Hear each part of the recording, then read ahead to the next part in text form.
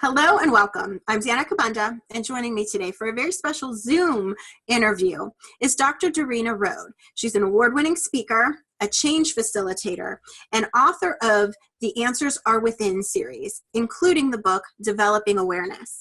Thank you so much for being here. Yes, great to be here. Thank you. So Dorena, you are here to share with us that you have 7 tips for defeating depression. Is it possible to defeat depression? Is it more of a chronic illness? It is possible to defeat depression. There is a cause for everything, and it's possible to find that cause. For myself, I was actually depressed for decades, and I would have told you no. You just have to accept it, because I never thought that I could actually change my depression. It wasn't until I was in my late 40s that I realized that there was something in my subconscious that was actually holding the whole thing in place. And what I found was that I had repressed memories of my childhood of severe abuse. And those started to come up when I was in my 40s, and over the period of like 3 years, I uncovered those uncomfortably. And once they were gone, or resolved, I guess you could say, the memories were still there, but my depression was completely gone. And I was like, whoa, what happened? And although decades of depression allowed me to develop these 7 tricks I had for kind of just being able to be depressed when I was, yes, you can completely change it. And yeah, there's other tools you can use as well to get rid of your depression. So you say, there are 7 things that you should never do when you're depressed. We may not have time to cover all 7, but what are some things that we should definitely avoid? Well, the first thing is actually struggling with it. You shouldn't struggle with the depression. It really just is. You shouldn't come to a conclusion that you're always going to be depressed. You should, not get so stuck in it as well. There's people tend to just stay in bed. I'm going to be depressed. That's it. I'm just going to be in bed. I can't get out. Those are the top 3 things not to do. And what should we practice instead? So instead of struggling against it, actually, one of my tricks is just to be with it. I used to wake up and say, oh my God, I'm depressed. I can't handle this. What am I going to do? Try to figure it out. And it didn't work. And someone suggested, hey, just be depressed when you're depressed. It's like, oh, that's an interesting idea. Mm-hmm. And it actually lifts it. As soon as you stop resisting it, sometimes it just shifts and it's gone. Depression's weird. The other thing is to develop some curiosity. So if you are going to be depressed, because that's what you are in that moment, stop coming to a conclusion that it's always going to be that way, that you can't change it. Instead, start questioning, what is this? And start getting connected to your intuition.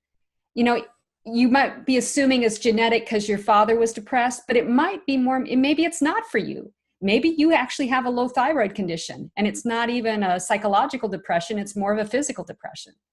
So I recommend people getting into some curiosity, which is actually the foundation which allows you to actually get rid of it forever. It helps you cope with it, but it also can get rid of it.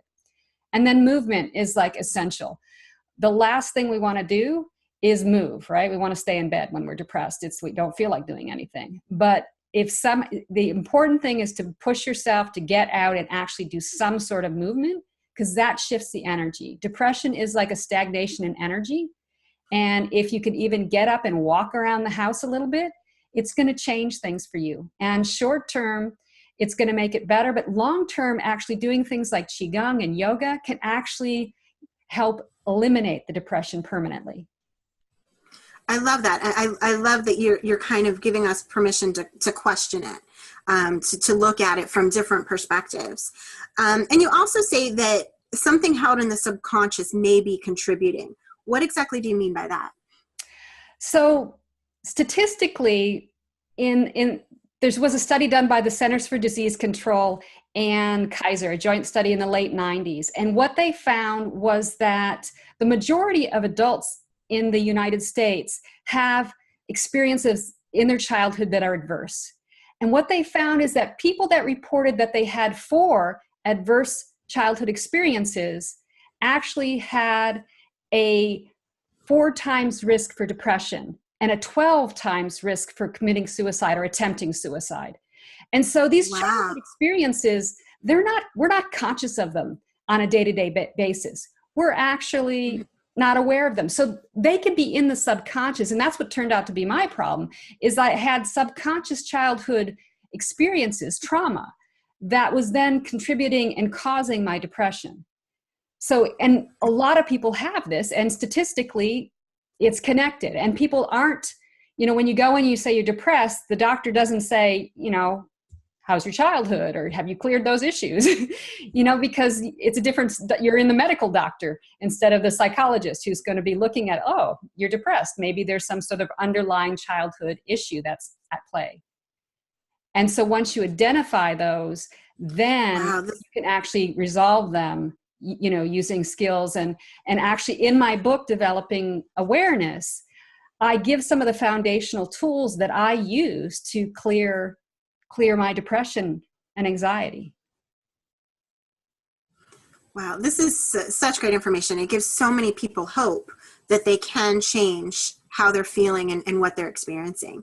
Thank you so much, Dr. Dorena Rode. To learn more about Dorena, her books, The Answers Are Within, including the Developing Awareness book, please visit her website. It's DorenaRode.com. Thanks again. Thank you.